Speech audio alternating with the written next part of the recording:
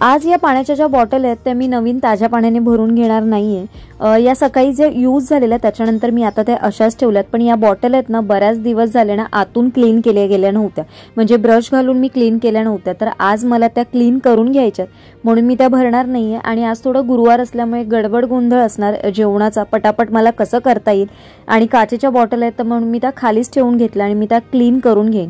इकडे जे काही जेवणासाठी लागणार आहे म्हणजे ओलं खोबरं आहे, भाजी आहे म्हणा, ते सगळं मी वरती काढून ठेवलं फ्रीजमधनं, म्हणजे ते एकदाच सगळ्या काढून ठेवल्या की भाज्या बऱ्या पडतात। ही हळदीची पानं जी माझ्याकडे उरलेली होती तर म्हटलं चला आज आपण याच्या गोड पदार्थामध्ये पातोळ्या करूया आणि थोडीच पानं होतील तर माझ्याकडे जे काही मोजकेच 5-6 पातोळ्या होतील तर ते भरपूर होतील मला एका वेळेसाठी।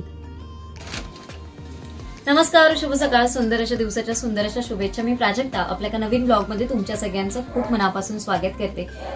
आज आहे गुरुवार आणि गुरुवारची थोडी धावपळ गडबड सगळंच असतं, कारण गुरुवार म्हटलं की माझी पूजा असते, थोड्याशा जेवणाचा नैवेद्याचा गोंधळ असतो, सगळं घाई गडबड असते।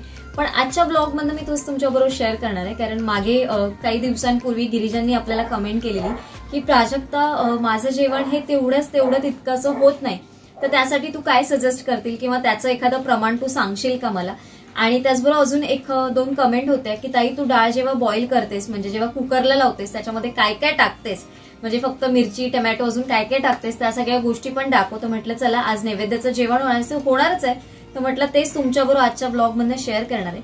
आणि त्याचबरोबर आजच्या ब्लॉग मध्ये अजून एक आहे, जेव्हा मी घरी एंटर झाली ना तेव्हा छान असं एक कुरिअर आलेलं आणि ते आपल्याला खूप लांबून रिसीव्ह झालेलं आहे आणि ते कुरिअर कोणाचं आहे, कशासाठी आलंय, त्या कुरिअरमध्ये काय आहे हे मी तुम्हाला पुढे सांगेन। सो ब्लॉग कुठेही स्किप न करता बघा, सुरुवातीपासून शेवटपर्यंत बघा, म्हणजे तुम्हाला त्याच्यामध्ये कळेल की कुरिअरमध्ये काय होतं। तर तुम्ही म्हणाल इथे काय करत होती, तर बघा आज ना मी आणलेले आहेत हे कडक बुंदीचे लाडू, त्याला खडखडे लाडू पण म्हणतात। खडखडे लाडू म्हणजे शेवाच्या लाडूला खडखडे लाडू बोलतात, पण हे कडक बुंदीचे असतात। म्हणजे जसं कोकणात बऱ्याच वेळा जसं गणेशोत्सव म्हणा, कोणाचं लग्न असा, कोणाचं बारसो असो, तर छानपैकी रिटर्न आपल्याला ना हे अख्खे लाडू मोठे मोठे असे मिळतात लाडू। तर आज ना दादरवरनं येताना लाडू डेपो मध्ये मला थोडीशी गर्दी दिसली, तर मी किती दिवस म्हणत होते, ऍक्च्युली आईला खूप आवडतात माझ्या हे लाडू, तर मी म्हटलं चला आज घेऊन बघू लाडू। पहिले हे 100ला शेकडा मिळायचे, आता 3 रुपयाने एक झालं, म्हणजे 300ला शेकडा आहे, 300 रुपयाला शेकडा लाडू आहेत, म्हणजे 300ला 100 लाडू, 3 रुपयाला एक लाडू। तर मी म्हटलं चला आज 10 लाडू घेऊया, गुरुवार पण आहे तर म्हटलं चला 10 लाडू घेऊन बघू। कोणाकोणाला आवडतात हे लाडू मला नक्की कमेंट करून सांगा, मला तर खूप आवडतात आणि कट कट कट असं जेव्हा चावतो तेव्हा काय आवाज येतो, तर कधीतरी असं खायला आवडतं मला तसं पण म्हणाल ना तर मला गोड पदार्थ खूप आवडतात खाण्यासाठी। सचिनला तेवढं गोड आवडत नाही, मला खूप गोड आवडतं, म्हणजे मी नेहमी गोड खाईन, कधी दिलं तरी गोड पदार्थ मी खाते। एवढंच आहे की थोडंसं गोड पदार्थ म्हणजे घरात जर मी केला तर थोडंसं कमी गोड करते, पण गोड पदार्थ असतात आमच्याकडे, तर ते आहे। चला आजच्या ब्लॉगला आपण सुरुवात करूया। जेवणाची जी आहे सुरुवात केलेली ती मी तुमच्याबरोबर शेअर करण्याचा प्रयत्न केलाय, तरी देखील तुमचं काही सजेशन असेल आजच्या व्हिडिओच्या खाली कमेंट करून मला नक्की सांगा। तुमच्या छान छान कमेंट्सने मला देखील एनर्जी मिळत असते की मी हे सगळं मॅनेज करू शकते। हे सगळ्याचं तुमचंच प्रेम आहे, तुमचा सपोर्ट आहे की मला एनर्जी मिळते आणि माझं रुटीन मी कसं मॅनेज करते ह्याची एनर्जी मला तुमच्याकडनंच मिळत असते। आज पण आपल्याला कमेंट होती की प्राजक्ता तुझं सगळं बिझनेस, घर हे सगळं कसं मॅनेज करतेस, कुठून एनर्जी आणतेस कसं, आणि मला रोजच ह्या सगळ्या कमेंट्स येत असतात।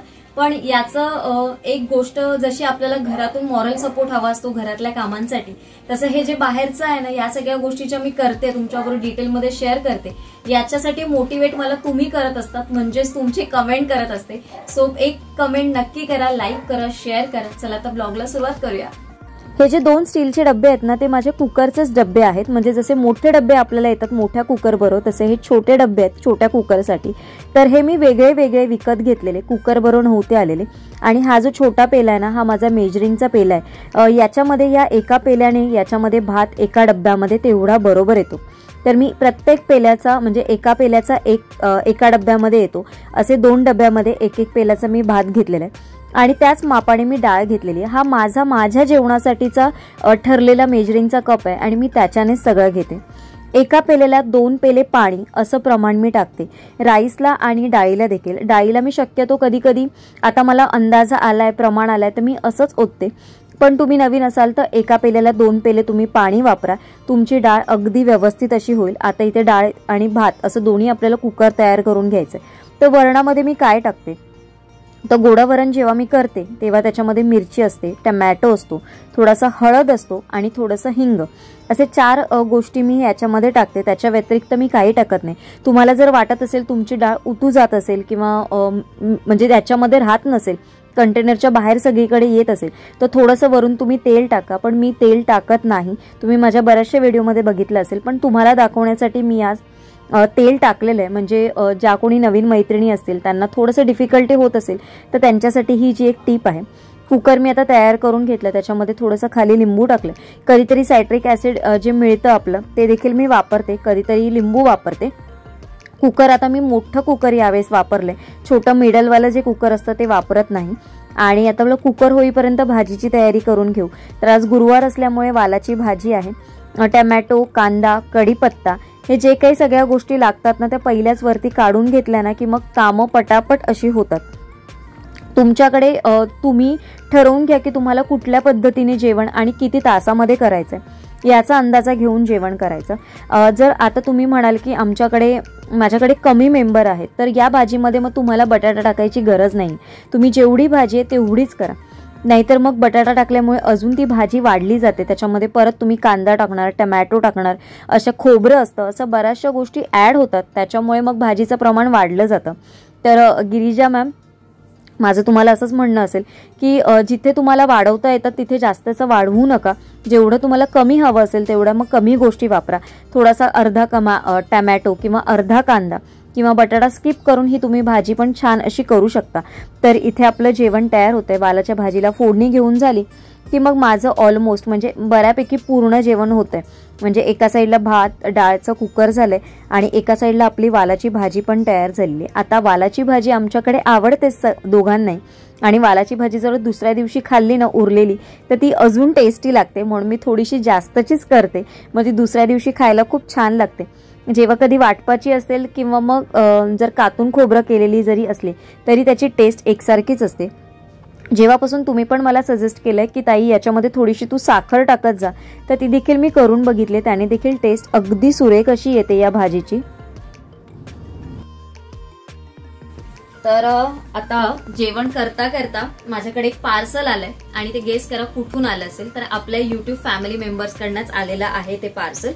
तर मी आल्या मला फक्त ते दिसलं आणि मी ओपन देखील नाही केलंय, फुर्सतमध्ये करायचंय, त्याच्यामुळे आजच्या ब्लॉगमध्ये तुम्हाला बघायला मिळणार नाही।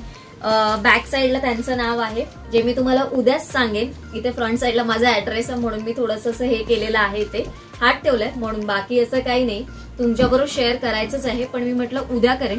हे कुरिअर आपल्याला जे रिसीव्ह झालंय हे नाशिकवरनं झालेलं आहे, आणि त्याचबरोबर मला अजून एक उद्या आपल्याला कुरिअर रिसीव्ह होणार आहे, ते पुण्यावरनं होणार आहे, आणि ते पण आपल्या YouTube फॅमिली मेंबर्स कडनंच आहेत, आपल्या ज्या काही मैत्रिणी आहेत त्यांच्याकडनंच आलेलं आहे। तर उद्या मला दोन्ही म्हणजे ते मला ट्रॅकिंग मध्ये दाखवते, मला ते उद्या रिसीव्ह होईल। आता पावसामुळे माहिती नाही मला होईल की नाही, पण होईल मोस्टली। झालं तर मी दोन्ही तुमच्याबरोबर एकत्र शेअर करेन, किंवा मग नाही झालं तर आज जे आपल्याला आलेलं आहे ते तुमच्याबरोबर शेअर करण्याचा नक्की प्रयत्न करेन। आज जे आपल्याला रिसीव्ह झालेलं आहे आणि जे आपल्याला उद्या रिसीव्ह होणार आहे, दोन्ही आपल्या मैत्रिणी खूप सुंदर एक आर्टिस्ट आहेत अशा म्हणू शकता तुम्ही। त्यांच्याकडे देखील खूप छान छान अशी कला आहे, आणि तुम्हाला आज मी त्यांचे डिटेल्स देणार नाही, कारण नाही तर मग तुम्ही आजच त्यांचे सगळे डिटेल्स म्हणजे तुम्हाला कळतील की त्या कोण आहेत। म्हणजे तुम्हाला त्या म्हणजे तुम्ही पण त्यांना ओळखत असाल कुठे ना कुठेतरी, तुम्ही कधीतरी त्यांना इन्स्टावर बघितलं देखील असेल। पण असो, मी तुम्हाला उद्या त्यांच्याबरोबर म्हणजे जे काही असेल ते मी उद्या तुमच्याबरोबर सगळ्या डिटेल्स शेअर करेन। आजच्या व्लॉग मध्ये मी म्हटलं चला का पार्सल आपल्याला रिसीव्ह झालं हे तुमच्याबरोबर शेअर करू, आणि तुम्हाला काय वाटतं की याच्यामध्ये काय असेल आपल्यासाठी, तर मला नक्की कमेंट करून सांगा। तुम्हाला काही आयडिया थोडीफार जरी असेल तर मला नक्की सांगा। खूप हलकं अगदी लाईट वेट हे पार्सल आहे, तुम्ही गेस करा याच्यामध्ये काय असू शकतं ते। तुम्ही गेस केलात तर मला नक्की आवडेल। आणि काय होतं, आज पण खूप उशीर झाला मला, कारण पाऊस असल्यामुळे ट्रेनचा तर काय शेड्यूल पूर्ण विस्कळलेलाच होता। सकाळी जाताना उशीर झाला आणि आता संध्याकाळी येताना उशीर झाला। म्हणजे ट्रेन जरी टायमिंगवर मिळालेली तरी ती मधल्यामध्ये एवढी थांबून थांबून येत होती ना की पुढेच मग उतरायलाच उशीर, मग तिथून परत इकडे घरी यायला उशीर, सगळ्याच गोष्टीचा उशीर झाला. आणि आज गुरुवार असल्यामुळे तर अजून सगळ्या गोष्टींना उशीर होणार आहे. अर्ध जेवण तर माझं बऱ्यापैकी झालं. थोडंसं प्रिपरेशन करून ठेवलेलं असेल की माझी बऱ्यापैकी कामं कमी होतात. आता गोडाचा पदार्थ करायचे, उकड आहे, ती उकडच काढून घेणार मी. आणि उकड असल्यामुळे माझी चपाती पण होईल, म्हणजे भाकरी पण होऊन जाईल. म्हणजे चपाती करण्याचं टेन्शन नाही, भाकरीच करणार. आणि त्याच्याबरोबर पातोळ्या, म्हणजे नैवेद्यापुरत्याच मी 2-3 करणार आहे, एक्स्ट्राच्या काही करणार नाही. कारण पानं पण माझ्याकडे तेवढीच आहे. आता संपली की मग उद्या परवा मी घेऊन येईल. आणि आता माझ्या मते मला वाटत नाही हळदीची पण आत्ता जास्त येतील म्हणून, त्याचं मिळाली तर मी नक्की घेऊन ठेवेन. चला, ही गोष्ट तुमच्याबरोबर शेअर करायची. अजून आपल्या एका मैत्रिणीने, अनुराधा ताईंनी आपल्याला एक सजेशन्स दिले, तुमच्या सगळ्यांबरोबर शेअर करायचंय. पण माझं बाकीचं आवरून घेते आणि मग ती गोष्ट तुमच्याबरोबर शेअर करते. तर व्हिडिओ सुरुवातीपासून शेवटपर्यंत बघा, कुठेही स्किप करू नका. कारण तुमच्या सगळ्यांच्या सजेशन्स मला तुमच्यापर्यंतच पोहोचवायच्या असतात. त्याच्यासाठी हा व्लॉग कुठेही स्किप न करता बघा, म्हणजे तुम्हाला सगळ्या गोष्टी व्लॉग्समध्येच डिटेल कळतील. कारण मला बऱ्याच वेळा नंतर कमेंट येते की ताई हे काय होतं, किंवा ताई हे कसं आहे, अशा बऱ्याच वेळा कमेंट देखील येतात. किंवा मला कधी कधी इन्स्टाला देखील कमेंट येतात की या व्लॉगमध्ये तू हे सांगितलं नाही. पण त्याचा आन्सर त्या व्लॉगमध्येच असतं, पण तुम्ही ते नीट बघत नाही, स्किप करून बघता, आणि त्याच्यामुळे मग तुम्हाला प्रश्न पडतात. तर चला, आपण आता ब्लॉगला सुरुवात करूया पुढे. आता मी ठरवलंय मोजून 5च पातोळ्या मी करणार आहे. आणि इथे बघू शकता जी माझ्याकडे पानं होती ना हळदीची, ती व्यवस्थित मी धुवून स्वच्छ पुसून घेतलेली आहेत आणि ती मधल्यामध्ये ना कापून घेतलेली आहेत. आणि इथे मी 1 वाटी तांदळाचं पीठ घेतलेलं आहे, अगदी बारीक पीठ, जे मोदकाला वापरतो तेच मी पीठ इथे घेतलेलं आहे. आणि एका वाटीला आपल्याला 1 वाटी असंच प्रमाण घ्यायचं आहे. ऍक्च्युली ही जेव्हा उकड काढतो ना, जशी आपण मोदकांसाठी उकड काढतो तशीच करायची. 1 वाटी पाणी घेतलेलं आहे, त्याच्यामध्ये थोडंसं हलकं असं मीठ टाकलेलं आहे, थोडंसं तेल टाकायचं आहे. पाण्याला छान असा उकळ आला की गॅस बंद करून घ्यायचा. आणि मग त्याच्यामध्ये आपल्याला आता तांदळाचं पीठ टाकायचं आहे. तांदळाचं पीठ टाकल्यानंतर मिक्स करून घ्यायचं आणि छानपैकी ही उकड एक 10 ते 15 मिनिटासाठी, म्हणजे थोडीशी कोमट होईपर्यंत ही अशी झाकून ठेवायची. आणि झाकून ठेवली की छान अशी ही मुरली जाते आणि पीठ अगदी मऊसूत असं होतं. आणि तोपर्यंत आपण आपली बाकीची कामं करून घ्यायची. बाकीची कामं काय आहेत तर आपल्याला पातोळ्या उकळण्यासाठी पाणी गरम करून ठेवायचं स्टीमरमध्ये. तर मी इथे पात्र ठेवलेलं आहे, त्याच्यामध्ये पाणी गरम करायला ठेवणार नाही, मी चालू नाही करणार आहे, फक्त तयारी करून घेतली. इथे आपण पीठ मळून घ्यायचंय.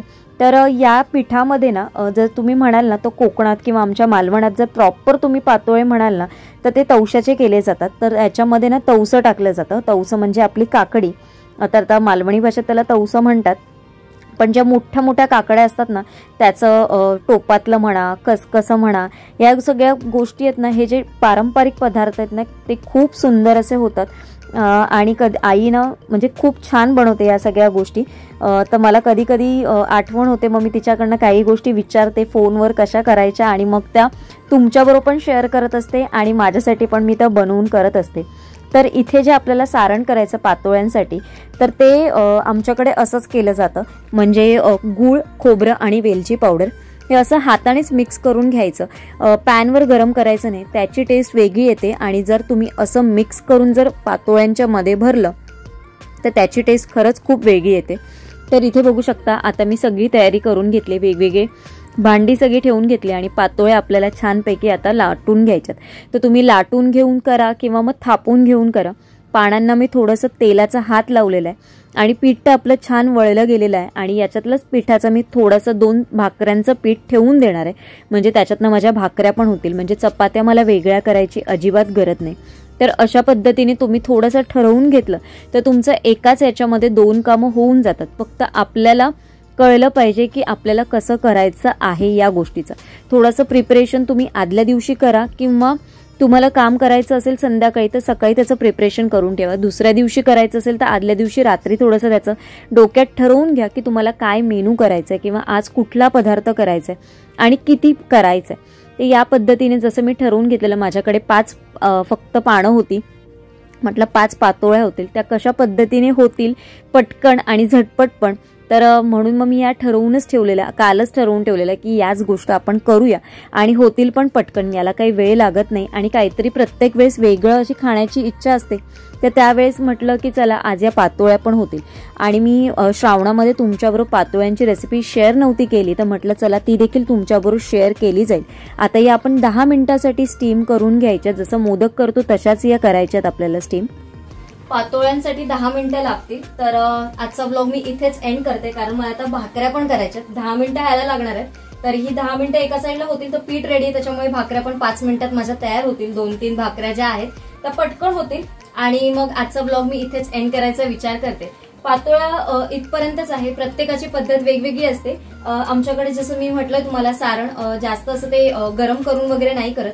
मोदकांचं ना तुम्ही असंच एकदा, म्हणजे जोपर्यंत आपण पॅनवर जे गरम करून करतो ना वितळून, तसं न करता असंच फक्त करून बघा. खरंच त्याची टेस्ट पण खूप भारी लागते आणि आई आमची करते बऱ्याच वेळा कधी कधी. तर मी आज पातोळ्या त्याच प्रकारे करण्याचा प्रयत्न केला आणि तुमच्याबरोबर शेअर देखील करण्याचा प्रयत्न केलेला आहे. गणपतीत राहून गेलेल्या पातोळ्या दाखवायच्या, नागपंचमीला पातोळ्या वगैरे केल्या जातात, तर त्या माझ्याकडनं राहून गेलेल्या. पण असं घरात थोडंसं काही आणून ठेवलेलं असेल ना, तर प्रत्येक गुरुवारी काय करायचं हे टेन्शन येत नाही आणि माझ्याकडनं मी हाच प्रयत्न करत असते. आजचा व्हिडिओ मी इथेच एंड करते आणि पाऊस एवढा आहे ना, तरी देखील गरम मला होतच आहे किचनमध्ये. म्हणून म्हटलं चला आजचा ब्लॉग आपण इथेच एंड करू. उद्या एका छानशा ब्लॉग मध्ये भेटेन. तोपर्यंत सगळ्यांना Shri Swami Samarth. Bye bye and take care.